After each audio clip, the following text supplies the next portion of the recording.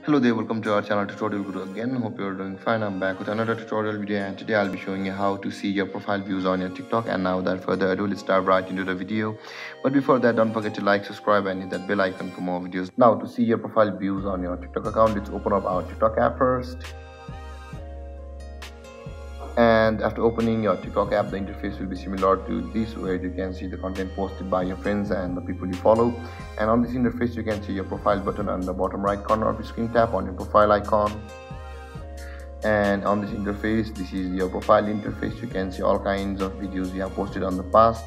And on this interface, on the top right corner of your screen, just beside the three line icon, there is the eye icon. Tap on that eye icon, and you can see, guys, this is the section of your profile views.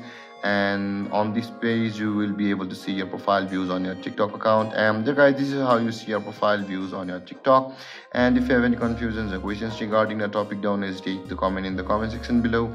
And don't forget to like, subscribe and hit that bell icon for more videos. Thank you for watching, guys. Peace.